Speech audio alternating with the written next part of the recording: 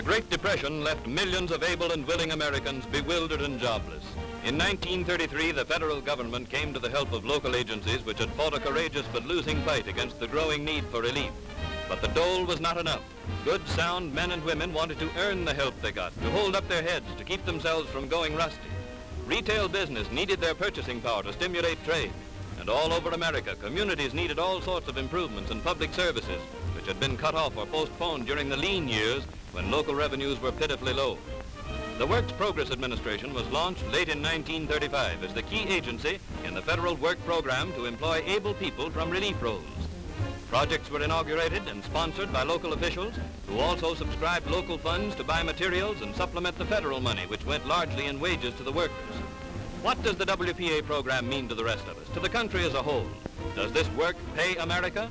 Here is the record of it to judge for yourself. City streets, pounded by ever-increasing traffic, are modernized, resurfaced, thousands of blocks which mean huge savings in local tax money.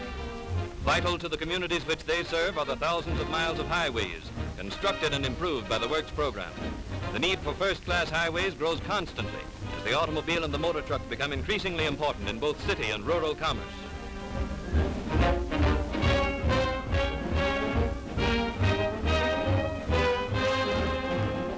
In many regions, great loss has befallen farmers and other rural residents during periods of bad weather which made secondary roads impassable. The need for adequate farm-to-market roads, which would make the transportation of farm produce independent of weather conditions, has been recognized in all parts of the country. But not until the beginning of the Works program was it possible to initiate a general plan for the development of farm-to-market roads. This plan brings immediate improvement in local business and property values wherever a secondary road is completed. At last, the farmer finds it possible to reach his market over well-constructed, weatherproof roads. In all these construction projects, local labor is employed, and wherever possible, the raw materials are obtained from quarries in the immediate vicinity. How big is the WPA road program? In its first 18 months of operation, the mileage end to end would have stretched 5 times around the earth. In many parts of the country are regions which depend largely upon the tourist's trade as a local industry. Areas of great scenic beauty have been made available to thousands of visitors through the development of systems of roads in national and state parks and at other centers of attraction for tourists. Many of these vacation spots were completely inaccessible before the assistance of the Works program made road construction possible.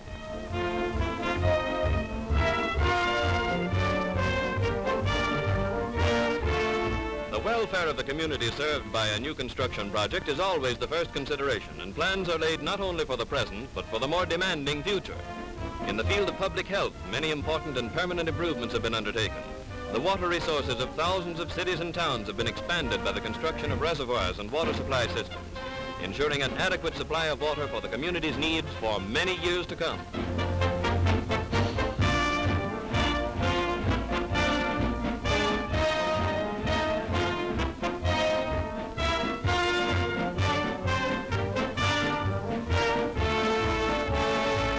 A particularly interesting example of a long-felt need met by the Works program is this reservoir at Atlantic City. Although this resort entertains millions of visitors every year, it never has had an adequate water supply until this reservoir was built.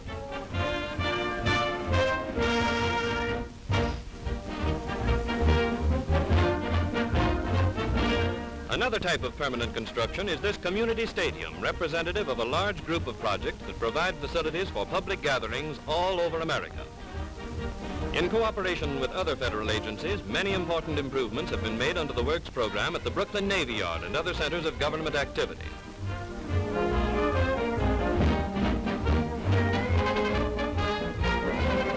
As an aid to traffic, hundreds of new bridges have been completed, designed to withstand high waters and the pounding of heavy loads. Thousands of other bridges have been repaired and made safe. Cities have been freed from the peril of disease by the provision of modern, scientifically correct sewage systems, which often replace antiquated systems entirely inadequate for the needs of the community. Developments such as these are always undertaken with the cooperation of the public health agencies serving each locality, and the projects are carried out under the supervision of competent sanitary engineers.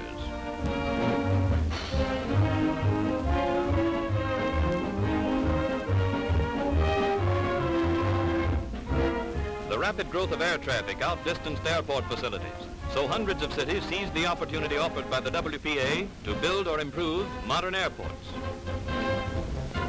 One of the busiest of all airports is at Newark. This field is the eastern terminus of all of the great transcontinental airlines, and hundreds of transport ships land and take off from its runways every day. At Newark, as at a great many other cities, the Works program has provided jobs for thousands of workers in the improvement of existing facilities and in new construction. At Cleveland Great Industrial Center, emergency workers built an immense landing mat, the largest single piece of paving in the world. At Detroit, both construction and improvements were completed. Second largest of American cities and first in rank in transportation is Chicago, where an extensive program of airport improvements have given the city adequate air terminal facilities. Philadelphia is third among our cities in population, yet this Pennsylvania metropolis has never had its own airport. Passengers bound for Philadelphia by air have been forced to land in another city, in fact in another state. Not until the Great Works program became a reality was it possible to begin the construction of this air terminal on the site of the famous Hog Island shipyards. The increase in air transportation has also made necessary the development of hundreds of emergency landing fields along the regular flying routes. Frequently the need for these fields is greatest where the work of preparation is most difficult, but safety in passenger transport requires the clearing of fields at frequent intervals. In the larger cities where the concentration of population is greatest, slum clearance projects have been undertaken. In some areas, new modern housing developments will be erected, providing better living conditions for workers in the low-income groups. In other locations, the land cleared will be used for public parks and playgrounds. In all parts of the country, the letters WPA are a symbol of progress and improvement. On buildings under construction, they mean the replacement of inadequate public facilities by new, well-planned structures. On buildings under repair, they mean the preservation of existing structures for greater utility. Many thousands of such jobs as these dot the map of the United States, giving work and hope to people who can't find jobs, impetus to retail trade and heavy industry, and permanent improvements to a host of communities for the years to come.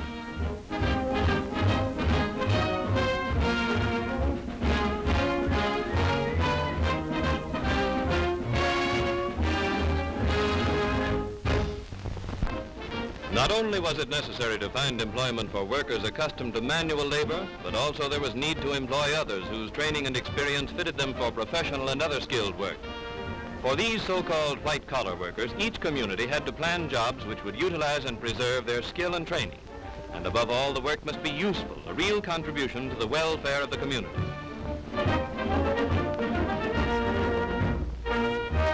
In planning traffic control for congested cities, jobs have been found which require varying degrees of skill. In the study of traffic problems, the first step is to determine the number of vehicles passing a given point. Then experts are employed to lay out new routes and regulations which will ensure greater safety for both motorists and pedestrians. Manpower for hundreds of such surveys is provided by the Works program. Tests have been devised to determine the ability and fitness of drivers so that the element of human failure may be eliminated. In cooperation with the police departments of several cities, automobile inspection stations have been established in an effort to reduce the number of unsafe vehicles on the road. Under the supervision of expert mechanics, every safety device is carefully checked for perfect operation. The laws of many states and cities require a regular inspection of this nature, and the possession of an up-to-date inspection label is necessary before the car owner may use his automobile on the streets and highways.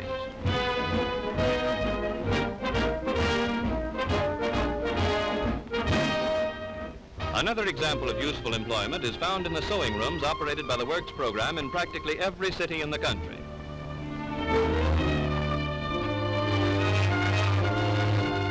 Expert craftsmanship is encouraged in design groups associated with the sewing projects.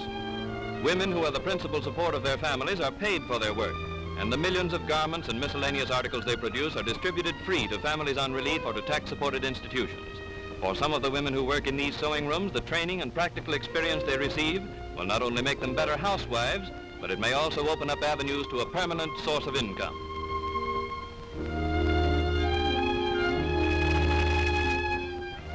Many other types of employment are provided for women.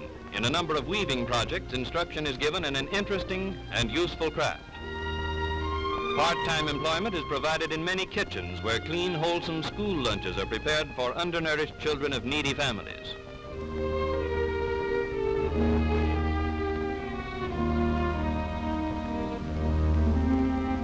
In libraries and schools, skilled workers are employed in repairing and rebinding millions of books.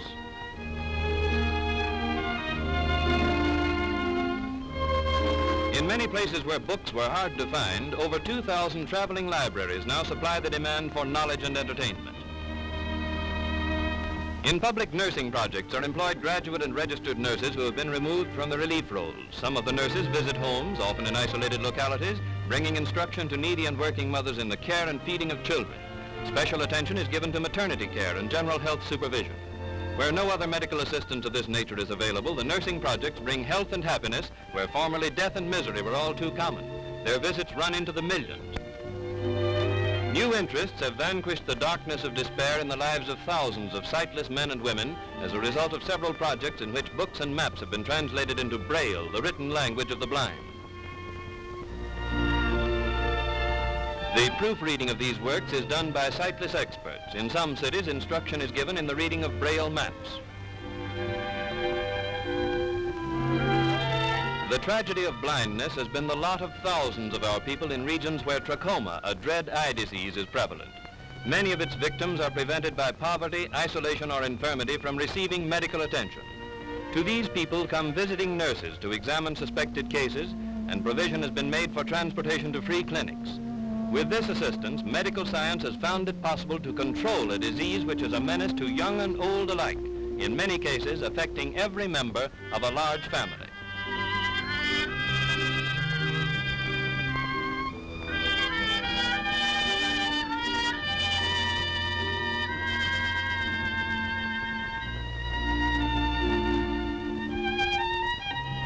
Needless to say, the staff necessary to maintain this important service is recruited from the trained workers of the regions concerned. And again, useful employment is combined with an enterprise of great and immediate value to the community. Everyone is familiar with the fine work being done by the famous Warm Springs Foundation in the cure of children crippled by infantile paralysis. To thousands who would otherwise be hopeless cripples for the rest of their lives has been given the chance to overcome their handicaps. Much of the success of the treatment given at Warm Springs and elsewhere depends upon the existence of therapeutic pools in which patients may gradually recover the use of their muscles through exercise made easier by the support of warm water. In many parts of the country, WPA labor has constructed pools such as these, and trained WPA workers make up the staffs which assist in the medical treatment.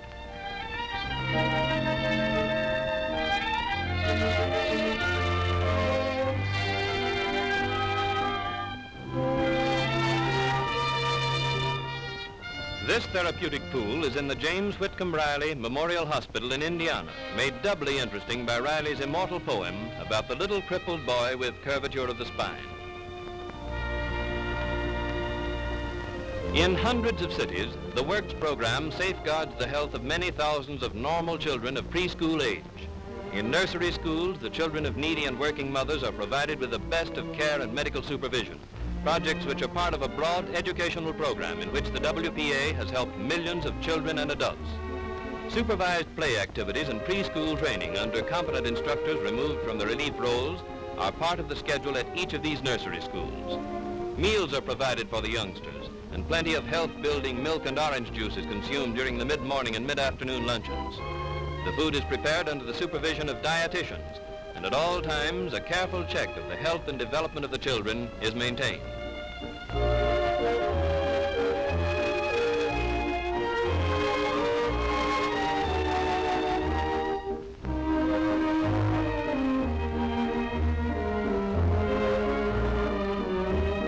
In these nursery schools, the youngsters acquire habits which will guard their health later in life.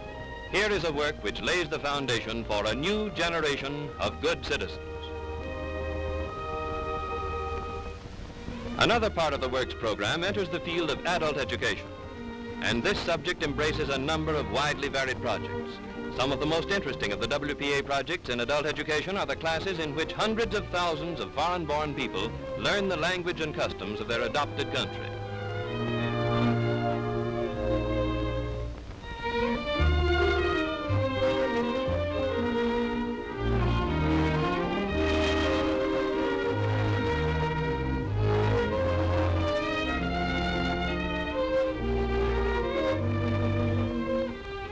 Vocational training projects are another branch of the adult education program. Many classes have been established in which instruction is given to men and women who will find very practical uses for their newly acquired knowledge in their daily lives. Every effort is made to adapt the instruction to the need and native ability of the student. Women are instructed in the arts and crafts for which they are best fitted, as exemplified in the millinery classes. In the same general category, we find classes for men in which the students are initiated into the art of tailoring. Through the training they receive here, they will be enabled to take up a profitable trade which will assure them of work and independence.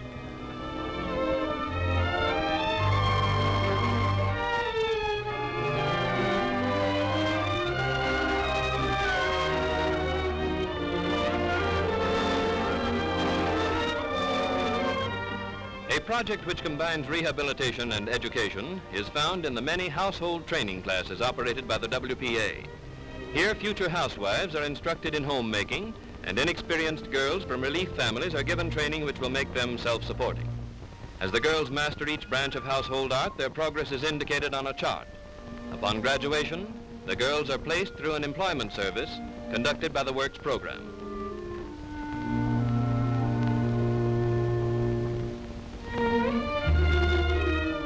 To the young people of the nation, eager in their quest of knowledge, the Works program, in cooperation with the National Youth Administration, offers part-time employment to enable them to continue their education. The type of employment offered is determined by the needs of the community in which the young people live. In fruit-growing districts, canning units have been set up in which girls can and preserve fruit for local householders. Part of the product is distributed to families on relief.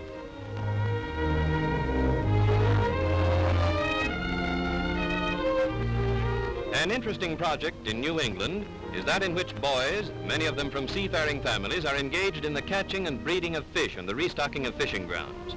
As they cast their nets into the sea, the action symbolizes their search for education, security, the simple riches of life. And toward this objective, the normal heritage of every young American, the Works program offers them a helping hand. And in finding suitable work for musicians and other artists, the WPA has contributed greatly to the culture of America. A typical project is this Negro choir singing the spirituals that are the real folk music of America.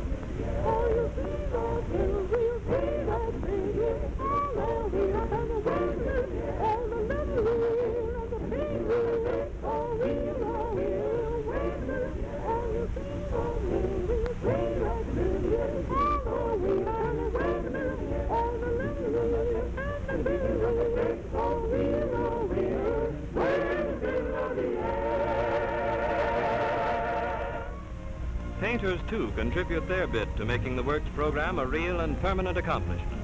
These reproductions of the American scene of today will make this one of the most fertile periods of our country's art.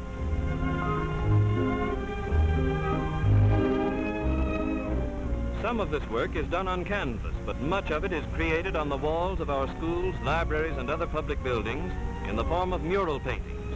Of particular interest is the great mural in the mess hall of the Military Academy at West Point, depicting great warriors of history.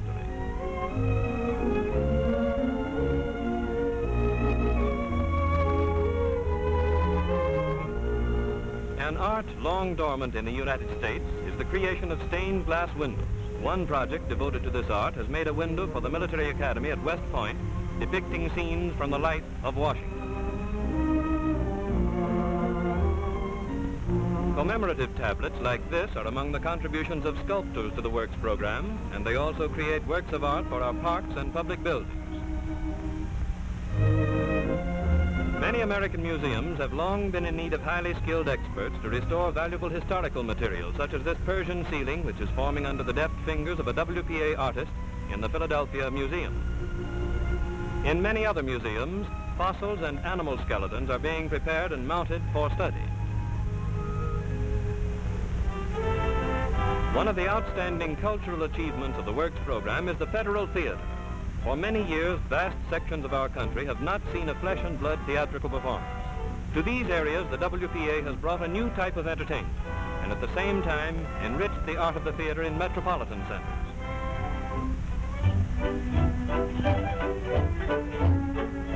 Federal theater presentations are of many types. Puppet shows such as this for the children, open-air variety shows playing in parks, minstrels, musical comedies, and others. Here are excerpts from 3 of the most popular Federal Theater presentations, starting with Gilbert and Sullivan's operetta, Pinafore.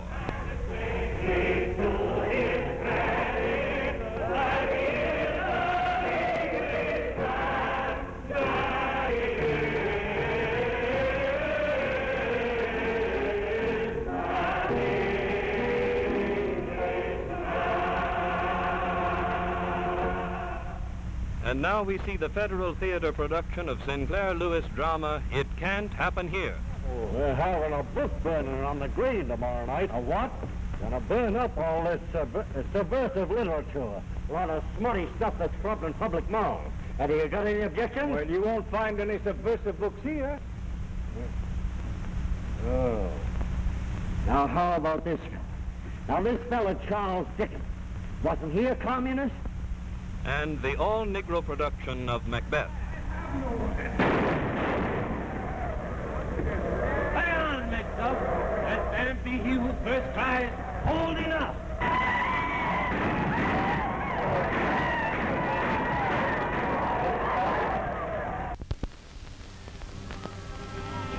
Inevitably comes disaster, as it has through all the ages of history. So today, flood, fire, and famine relentlessly persecute the human race. In this land of ours, so bountifully supplied by nature with fertile lands and rich forests, disaster has taken a terrible toll. Raging floods have swept the green valleys, imprisoning great cities in the grasp of icy waters, leaving destruction and the threat of disease in their wake.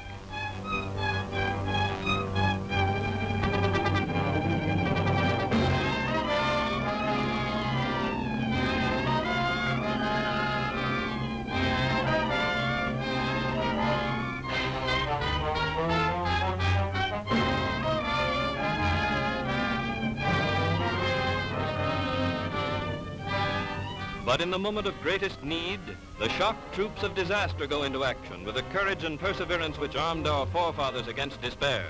The shock troops of disaster, the great army of WPA workers, diverted from their work of construction and improvement to meet a pressing emergency, have proven their merit through many tragic hours which have harried at far-flung areas of the nation. Working hand in hand with other agencies of relief, the men and women of the WPA take up the work of rescue, evacuation, and relief. With the first thought for the saving of imperiled lives and the protection of threatened areas from advancing waters, the orderly program goes swiftly forward.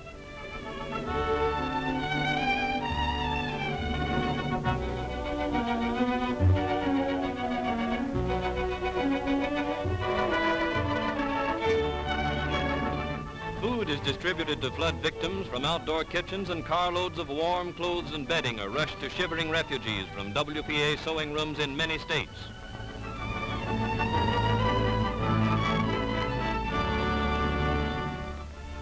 In emergency hospitals, thousands of lives are saved by Red Cross and volunteer nurses and doctors assisted by trained WPA workers.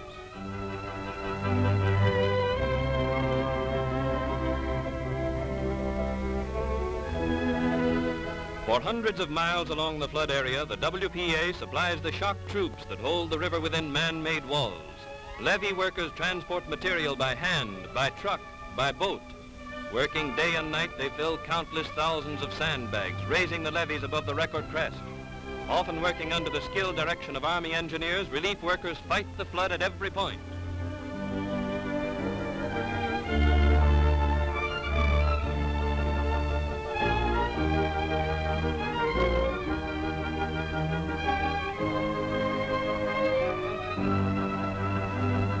The people of the flood area will not soon forget the courage of these heroic workers, for Administrator Harry Hopkins heard their praise along the full route of his inspection trip as head of the President's Committee.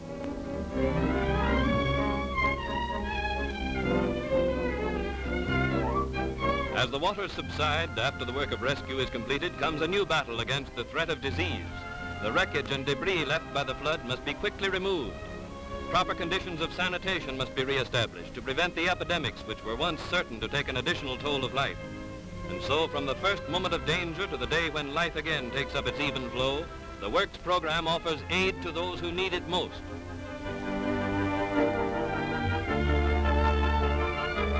The roaring waters that bring disaster to fertile valleys have a terrible rival in the drought which has afflicted thousands of square miles of our western plains. Ruin and famine come in the wake of the hot, dry winds which tear the rich soil from the grassroots. Here again, the shock troops of disaster marshal their forces against devastation. Dust, once the valuable topsoil of the farm country, is now carried in whirling clouds, choking and blinding people and livestock, rolling on higher, wider, and blacker until the land itself, upon which everything else depends, the land it took nature 100 years to the inch to build up, is blowing away.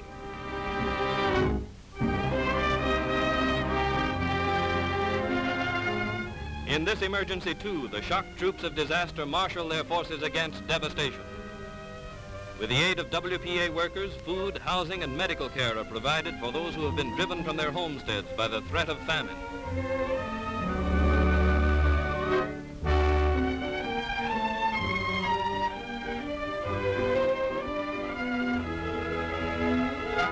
There is great immediate danger from inflammation of eyes, throats, and lungs tortured by dust. Expert clinical care for children and adults is provided to minimize the danger to life and health.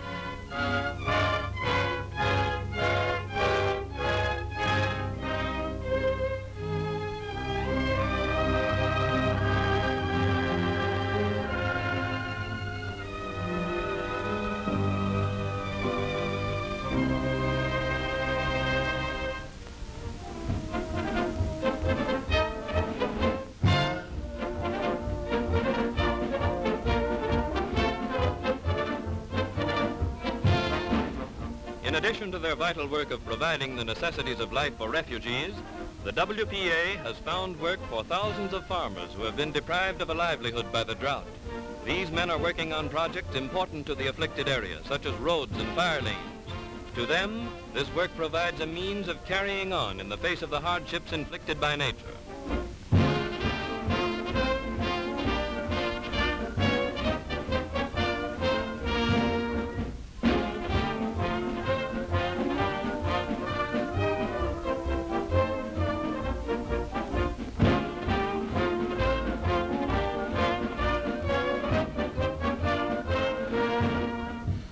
Drought is a grave national problem, correcting it a mammoth undertaking. As a step in this direction, relief workers are engaged in the construction of many dams to conserve future rainfalls.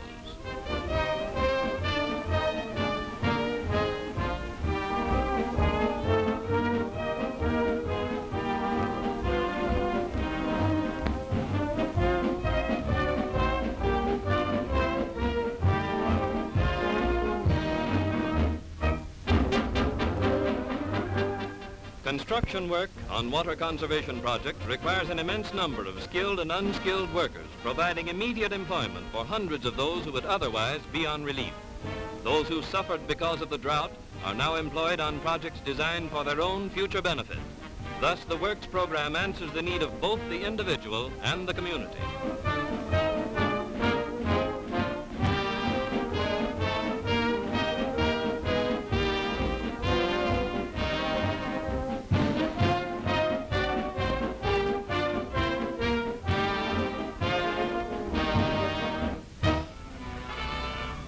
With drought comes the added peril of fire, an ever-present danger to lives and property in forest-covered regions.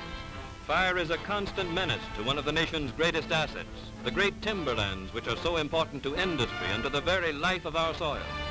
When the hot sun through long rainless weeks has baked leaves and wood to the dryness of tinder, it requires only the spark of a cigarette or a flash of lightning to bring about devastation and ruin.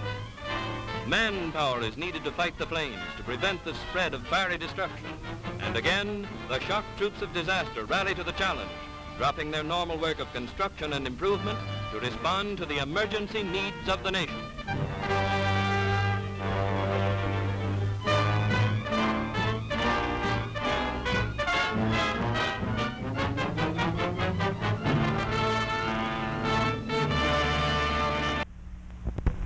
Parks, playgrounds, and other recreation areas play an increasingly important part in the lives of our people. The construction, improvement, and maintenance of thousands of such centers under the Works program provides millions of people with healthful, pleasant surroundings for relaxation and play.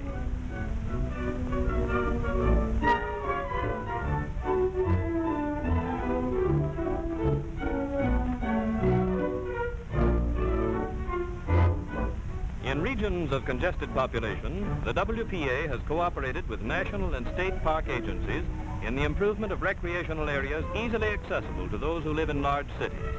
Countless thousands of men, women, and children each year make use of the new facilities for play and relaxation.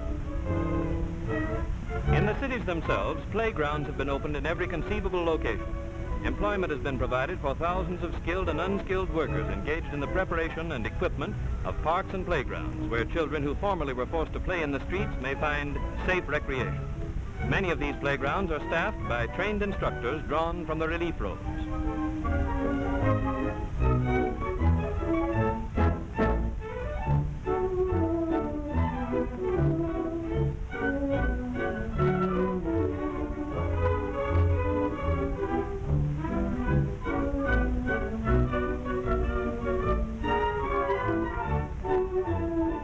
During the oppressive heat of summer, swimming pools are a haven of refuge for young and old alike.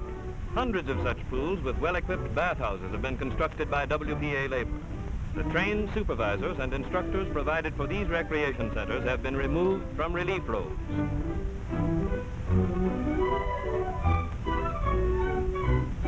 A new idea in bringing happiness to underprivileged children is the Toy Lending Library, established as an experiment in an eastern city. A large supply of toys is kept on hand, and the youngsters are allowed to borrow one at a time. Hundreds of young children find their dreams brought to life in this novel enterprise.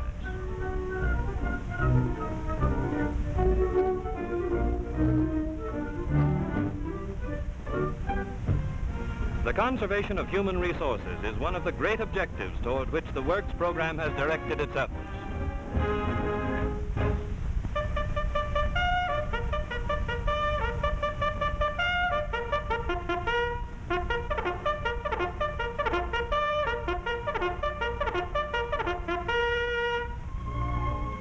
The boys and girls of today are the citizens of tomorrow, and it is our responsibility to assist them in becoming good citizens. Underprivileged children and those formerly cared for in various institutions have been removed from unhealthy environments and given a chance to spend at least part of the year in the wholesome atmosphere of camp life.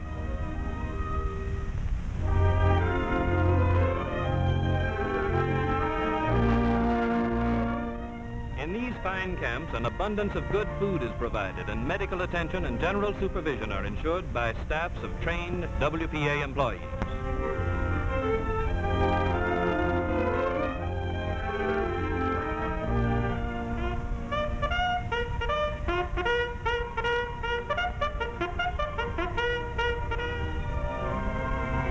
National monuments and regions of historic importance, such as Fort Niagara, attract thousands of visitors from all parts of the country, and the pleasure which these visitors derive is enhanced by the improvements and maintenance provided by the Works program. Many frontier forts built during and before the Revolution have been restored to their original condition to commemorate the valor of the nation's pioneers.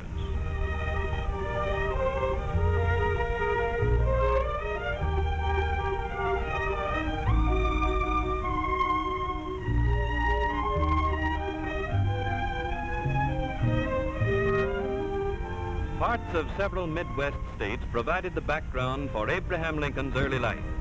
The WPA has constructed or restored several historic shrines to Lincoln's boyhood. Here are cabins representing the store in which he worked, his early home, the law office from which he borrowed books, and other reminders of the presence of this great American.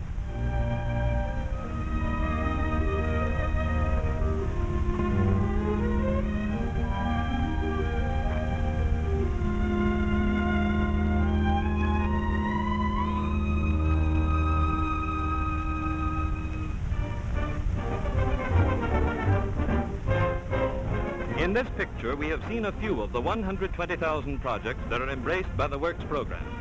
Each of these projects has been planned to meet a real need in the community which it serves. To take care of the unemployed, as well as to confer real and lasting benefits on the people of the United States, is the object of the WPA. Under this program, work pays America.